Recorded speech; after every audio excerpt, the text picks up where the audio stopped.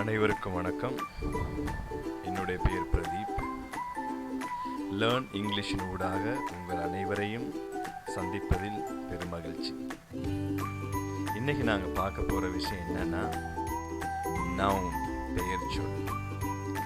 பெயர்ச்சொல் என்று நாங்கள் சொல்லும்போது ஒரு மனிதரை குறிக்கும், ஒரு இடத்தை குறிக்கும், ஒரு விலங்கை குறிக்கும், ஒரு பொருளை குறிக்கும், ஒரு கருத்தை குறிக்கும்.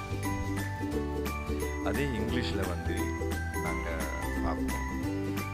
வாட் இஸ் அ நவுன் அப்படின்னு நாங்கள் கேள்வி கேட்கும்போது, it is a word use to name a person, place, animal, thing and abstract idea.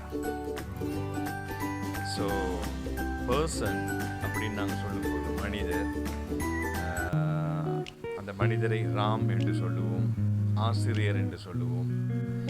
அப்படி நாங்கள் சொல்லும்போது அது ஒரு மனிதரை குறிக்கிறது. ரெண்டாவது, பிளேஸ், இடம் என்று சொல்லும்போது கலம்போ அப்படி என்று சொல்லும்போது இடத்தை குறிக்கும். ஸ்கூல் என்று சொல்லும்போது இடத்தை குறிக்கும்.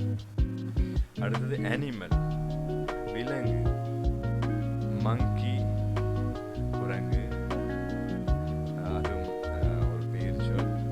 மற்றது குதிரை என்று சொல்லும்போது அது ஒரு பெயர் சொல், ஆங்கிலத்தில் ஹோர்ஸ் என்று சொல்வார்கள். அடுத்ததாக நாலாவது பொருள், திங்ஸ். பொருள் என்றால் என்ன? இப்போ மேஜையை குறிக்கும், அதுவும் ஒரு பொருள் தான். வேற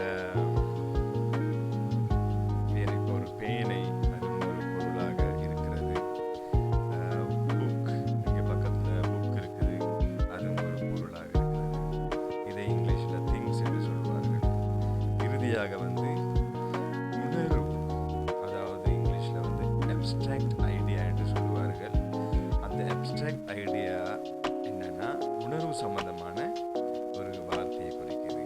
என்ன உணர்வு சம்பந்தமான வார்த்தை?